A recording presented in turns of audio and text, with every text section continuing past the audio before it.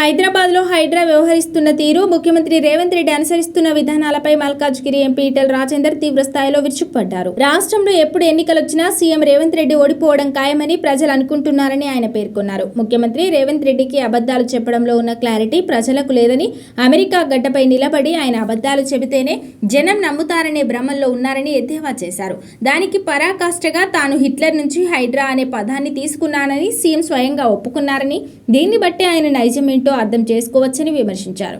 గత ప్రభుత్వాలు పేదలకు ఇళ్ల జాగాలిచ్చి ఆదుకుంటే రేవంత్ రెడ్డి మాత్రం పేదవాడి ఇళ్లను కూలగొట్టి ఆ స్థలాలను పేదవాళ్లకు అంటగట్టడం ఎజెండాగా పెట్టుకున్నారని, ఇలాంటి హిట్లర్ వారసత్వ సంస్థతో ప్రజలకు న్యాయం జరుగుతోందనుకోవడం భ్రమ అని దుయ్యబట్టారు. తాను మొదట్లో ఒంటరిగా 4 నెలల పాటు హైడ్రాకు వ్యతిరేకంగా పోరాడినప్పుడు చాలా మంది ప్రశ్నించారని, కానీ ఇప్పుడు హైడ్రా నిజస్వరూపం ఏంటో అందరికీ తెలిసిందని, చివరకు న్యాయస్థానాలు కూడా అదే విషయాన్ని స్పష్టం చేశాయని ఈటెల రాజేందర్ గుర్తు చేశారు. రాజ్యాంగబద్ధంగా పనిచేయాల్సిన ప్రభుత్వ యంత్రాంగాన్ని పక్కన పెట్టి హైడ్రా కమిషనర్ రంగనాథ్ తనకు ఏ చట్టాలతో కోర్టులతో సంబంధం లేదన్నట్టు వ్యవహరిస్తున్నారని మండిపడ్డారు.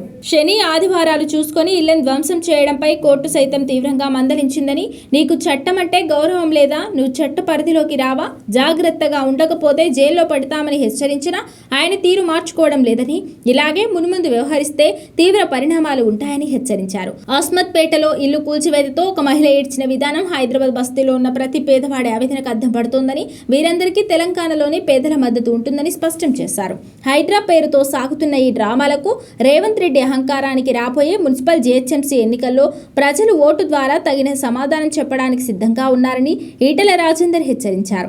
కాంగ్రెస్ ప్రభుత్వం తీసుకుంటున్న ఈ ప్రజా వ్యతిరేక నిర్ణయాల వల్ల రాబోయే ఎన్నికల్లో భారీ మూల్యం చెల్లించుకోక తప్పదని జోస్యం చెప్పారు. పేదవాడి గూడును చెడగొట్టి కూల్చివేతల రాజకీయం చేస్తున్న రేవంత్ రెడ్డి అరాచక పాలనకు అంతం దగ్గర పడిందని, ప్రజల ఆగ్రహానికి ప్రభుత్వం కొట్టుకుపోవడం ఖాయమని ఈటెల రాజేందర్ ఘాటుగా విమర్శించారు.